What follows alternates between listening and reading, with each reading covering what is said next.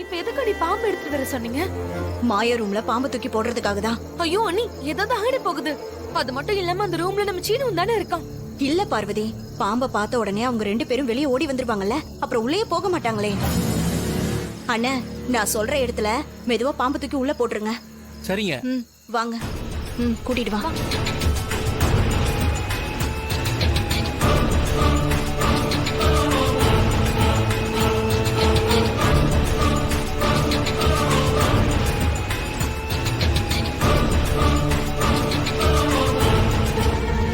அண்ணா, இந்த ரூம் தான். நைஸா பாம்பை தூக்கி உள்ள விடுங்க. சரிங்க மேடம். சீக்கிரம் போடுங்க.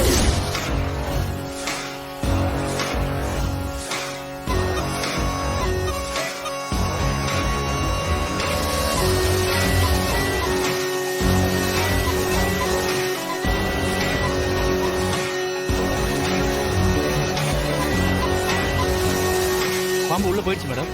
சரி, நீங்க போங்க. அப்புறமா நான் உங்களுக்கு கூப்பிடுறேன். சரிங்க மேடம்.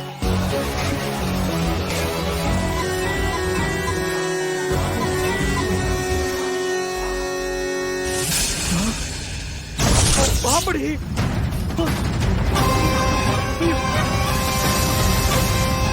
பாம்பு. ஐயோ பாம்பு. எந்திரி வா.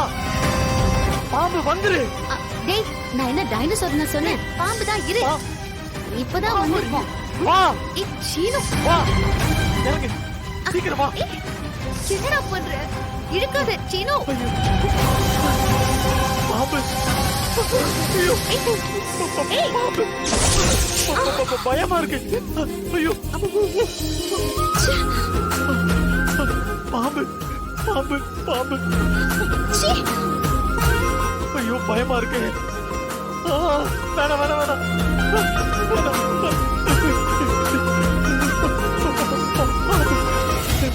என்ன நீ? அவ கத்துவான்னு பார்த்தா உங்க பையன் கத்திட்டு இருக்கான். ஷோ, எப்படியா அவங்க 2 பேரும் வெளியே வந்துட்டா போதும். ஒன்னா மட்டும் இருக்கவே கூடாது. ஐயோ, பாம்பு. ஐயோ ஐயோ. அம்மா அம்மா அம்மா, நான் அம்மாவை கூப்பிடுறேன். அம்மா அம்மா. எதுக்கு எடுத்தாலும் உன் அம்மாவையே கூப்பிடு.